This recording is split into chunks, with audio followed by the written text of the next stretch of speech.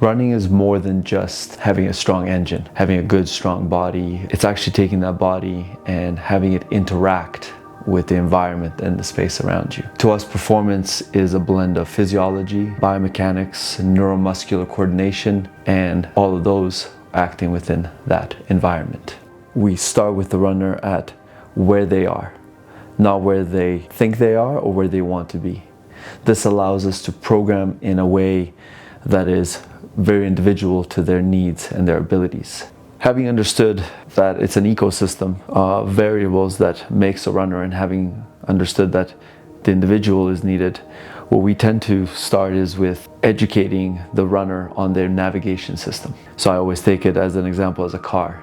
You might have the best car, the best wheels, the best engine, the best interior. Everything works well, it's efficient, it's powerful. But if the navigation system tells you to go left and you need to go right, a tool that doesn't take you where you want to go becomes useless and obsolete.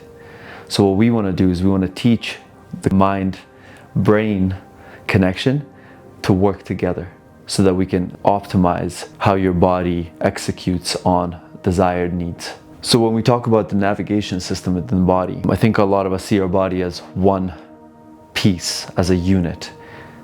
However, I think we should look at it as more like a solar system. Each piece working together and helping optimize the next piece. So for us to run well forward, for example, it's not about push, it's not about power, it's not about strength. Well, of course, those play a role. But if our, for example, shin angles on impact are directing us vertically, well, no matter how much we want to take ourselves forward, our force execution is going to take us somewhere else. So having the ability to know that on impact, how we want to release at that ankle joint, how we want that shin angle to direct us in the position is very, very important. So if, for example, we have stiff ankles, or if we meet the ground with a co-contraction at the ankle with stiffness that doesn't allow us to execute a desired need, we're going to then create compensation. If the body's going forward, up, but you want to go forward, something's going to have to give. And usually we see that in low back mechanics. We usually see that in shoulder mechanics, having to compensate for the lack of connection between the mind and the body. So then under the coil breath, we have neurology, biology, and chemistry.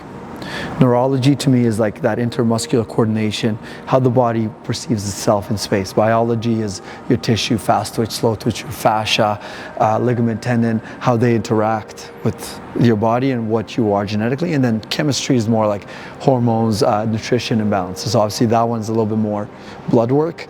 The other two are perceptual. So if you make a fist, I always show this. If you make a fist, right?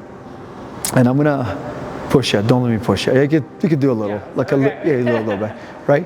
And I push you, right? Feel that, yeah? Yeah. Could I hit your left arm? Yeah. Is that okay? Put your hand down. Right? Right? Nothing there, right? Yeah. Correct? So if I go, push, we're back. I'm not even trying. Isn't that cool? So that's neurology. And neurology is the most fascinating because I think strength, power, imbalances, asymmetries, injuries, I think are all neural defects. Nothing to do with your body and the makeup of it.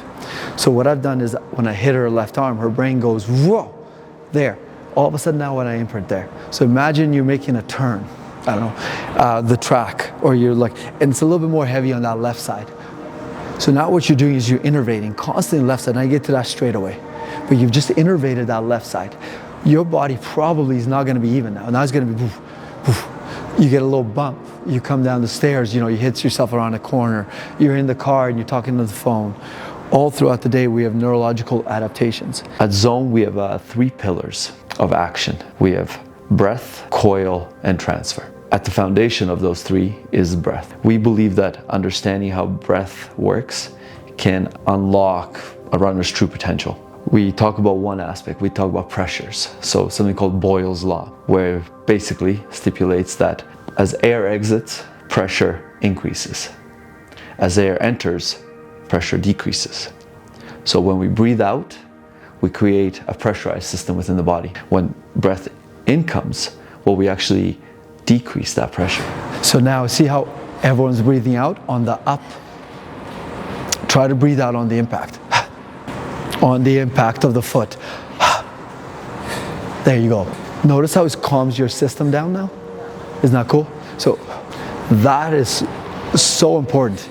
That's your system releasing. As a runner, when you're making impact and you're hitting that stride, every single stride you hit, if the spine is not protected, it's going to protect itself. So if I hit that on an unprotected spine, I'm going to create compensation. It's going to create that stiffness somewhere. My knee joint, my hip joint, my low back, my ankle, my feet. So understanding when and where and how to use breath can really impact not just performance, but longevity and injury protection. At zone, our second pillar of action, coiling. This is where our 3D motion capture is coming into play, is we're realizing that motion is not linear. I always take an example. If I have an elastic band, I can only stretch it this far. How can I stretch it more? Well, you can't, unless you think outside that box. So if I stretch an elastic band, I want to stretch it more, I can start to coil it and coil it and coil it and coil it. And then the beauty of that coil is really it's endless. But if I let go of that elastic band, not only will we create that contraction, but we'll also get the elastic coil potential. So when we look at a runner, we don't, even though it seems like a linear sport, everything within the body is coiling. The way that foot impacts the ground is not linear, it's a coil mechanic. The knee joint coils, it's not a linear joint, the hip joint. But if we use them linearly, we really affect the elastic tissues, the fascias around those joints. We don't create healthy joints. We create very bogged down, stiff, and poorly utilized joints. So our goal always, there's only one place of contact in this world. That's your feet. This is where Newtonian law, any action has an equal or opposite reaction. So if you want a reaction of an action, it has to be where you want to go. Where do you want to put all your force? Into the ground. If your arms are trying to go forward, where's your vector, your force vector, where's it going? But where do I want it to go? So arms don't go forward and back. They go down. So if I take this arm here, this is an illusion. I'm actually going down. And as it's flowing through, it gives me this illusion that it went forward. And then I go down. Sorry. Yeah. And then I goes back. So right now when I watch you guys run, your shoulders are always here, tensed up. And you have a disconnect. Now, so all of this motion that you could be adding into your bah, bah, bah, bah. And that's why you see good sprinters, they have coils. And even in like the long distance runners, you'll see a bit of, watch them from the back, it's like they're coiling. Because all action is down, down, down, down, down, down, down, down, down, down. But it looks like I'm going forward and back. But that's why lots of runners, lots of athletes have tense shoulders. So our third pillar of action is transfer. And this is the interaction with environment and gravity. Gravity is something that we still have yet to really identify. We know it's there. We know it can be impactful. It can be forceful. But most people fight gravity. Whereas we believe that we want to use gravity. We want to allow it, or pull ourselves down into the ground. We want to allow it to create our forces for us. So one of the big things that I want to change is we don't push to run, we pull.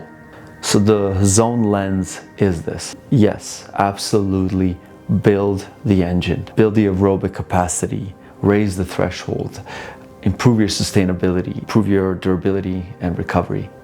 All of those are extremely valuable. But at the same time, put the same amount of focus and attention on that navigation system, on that mind-body connection, and most importantly, that connection to the environment that is ever so changing.